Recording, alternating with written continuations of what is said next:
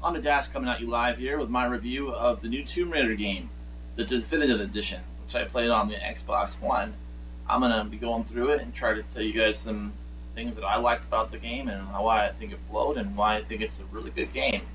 Pretty much no point when I was playing Tomb Raider on 360 a year ago did I stop and say to myself, man, I only wish this looked better. Lara Croft's excellent cinematic reboot venture doesn't need any special effects to make it worth playing, but nonetheless, playing through the Definitive Edition on Xbox One, which stacks against the PC's version, high resolution and fancy hair effects, is excellent. The Xbox One can't quite keep up with the frame rate of 60 frames per second, but I've been appreciating the difference.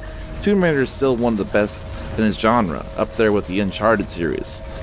The Definitive Edition comes with all the DLC. Though this isn't as significant an addition as you might hope, the only significant single-player DLC is the single secret tomb, those little self-contained tributes to Tomb Raider's puzzle-driven heritage. More interestingly, the Definitive Edition employs voice and gesture control on the Xbox One and PC4 if you have the camera add-on. You could say show map to pinpoint your location or name a weapon to equip it. I actually started using this last feature until the Kinect interpreted the sound of my dog barking as me yelling "Bo" in the middle of a shootout with 3 men with assault rifles. Enemy shouts also sometimes seem to activate the voice control, though I'm reluctant to blame Tomb Raider for that so much as the Kinect itself. The last new addition is the ability to use the Kinect to physically grab and rotate artifacts that Lara finds, and lean left or lean right at cinematic moments to change the camera angle. I prefer doing this with a control stick, considering it's already in my hand. Lara's quick transformation into a hard, head-popping action heroine after her traumatic first kill seems jarring, and marks the moment of Tomb Raider's transition from survival game to all-out action.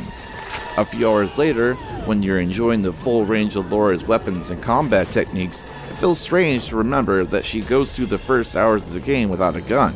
But then, Tomb Raider isn't ever afraid to change up the pace. You're never in the same place doing the same thing twice. That's a large part of what makes it so memorable. The linear story pulls you through a breakneck speed, taking Lara from frightened castaway to hardened survivor.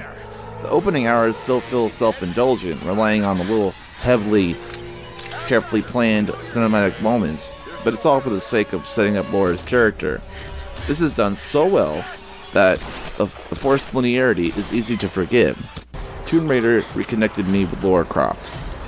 We see flashes of her genuine nerdy passion for archaeology too, as she marvels over artifacts and ancient structure. As much as I love Tomb Raiding as an action game, I miss it as an explorative puzzler. There's not much actual tomb raiding going on in this origin story, but the secret tombs hidden around the island shows that Crystal Dynamics still has great talent for environmental puzzles. I dearly hope that we see this in the sequel. Each area of the island, from mountaintop village to forest to littered beaches, is an adventure playground, littered with hidden treasures, constructed for climbing and jumping and lateral thinking. It gives you plenty of opportunities to admire the island, from cliffside, misty beaches, or misty mountain outlooks and precarious climbing ropes.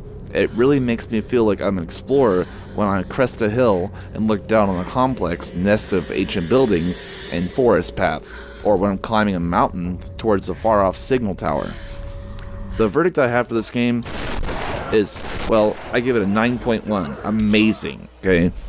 The visual upstep in detail from the older console version is a nice bonus, but Tomb Raider still needs no massaging. It's well-raised action reboot for Lara Croft. That came as a pleasant surprise from last year. It's still well-written, sympathetic, exciting, beautiful, and just, well, incredibly well-made. Tomb Raider's Definitive Edition looks great, and the looks on it are a bonus. It's still Lara, great pacing, and a clever design that makes it amazing from what it had last year. So this is Honda Dash coming at you with my review, and I will come out with another review coming out later of my next game. Hopefully it will be better than this one, but it's hard to say because this game was amazing.